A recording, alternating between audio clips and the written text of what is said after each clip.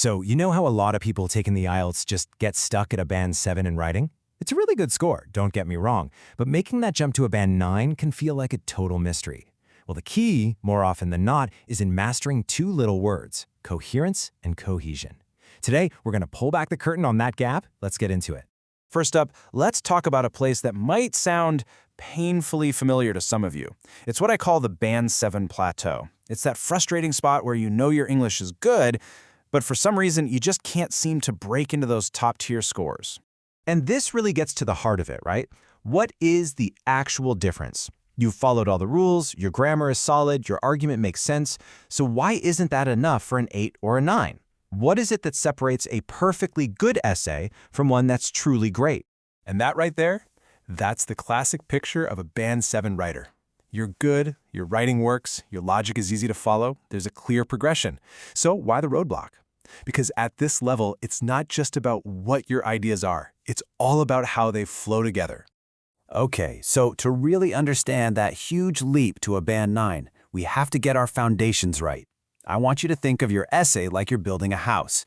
To do it right, you need two things, a blueprint and the bricks and mortar. And that, my friends, is the perfect way to think about coherence and cohesion. So let's start with coherence. This is your blueprint. It's the big picture, the master plan for your entire essay. Does every single part connect back to your main argument? Is there a clear, logical path for the reader from your introduction to your conclusion? That is coherence. And then you've got cohesion. These are your bricks and mortar. This is the nitty-gritty, the sentence-to-sentence stuff. Cohesion is all about the actual words and grammar you use to connect one idea to the next.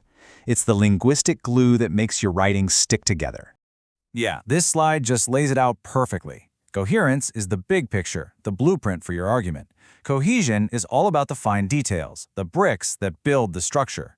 Now here's the most important thing to remember. You absolutely cannot have a coherent essay without good cohesion. But, and this is a big but, just having great cohesion won't magically make your essay coherent. You have to master both.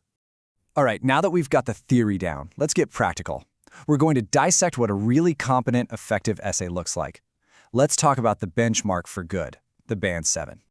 You know, getting a Band 7 is a fantastic achievement. It means you're officially a good user of English. You are communicating clearly and getting your point across.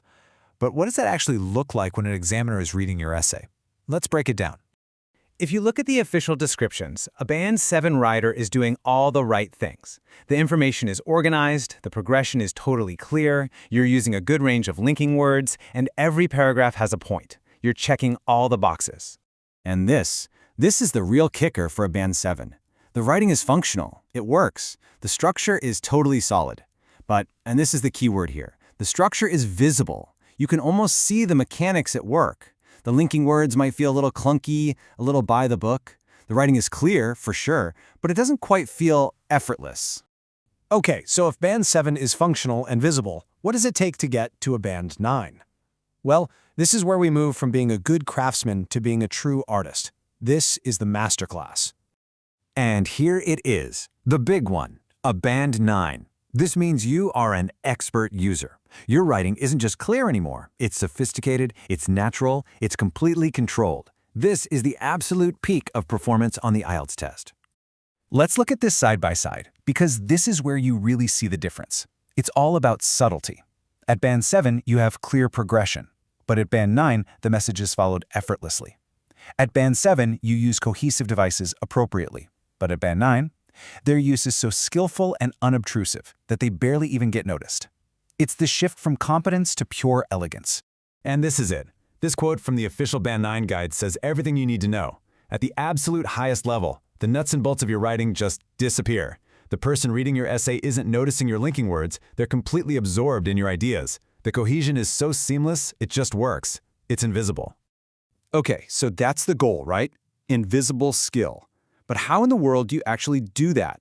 How do you go from making your structure obvious to making it feel completely natural? Let's break down a playbook you can start using right away. First things first, you have to be the master of the central idea in every single paragraph. That builds that strong coherence, that blueprint.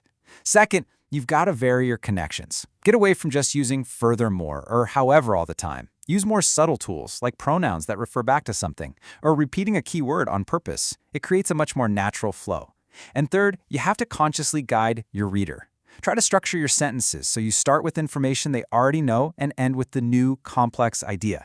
It creates this logical path that's incredibly easy for them to follow. And really, that's what it all comes down to. As you practice, ask yourself this one question.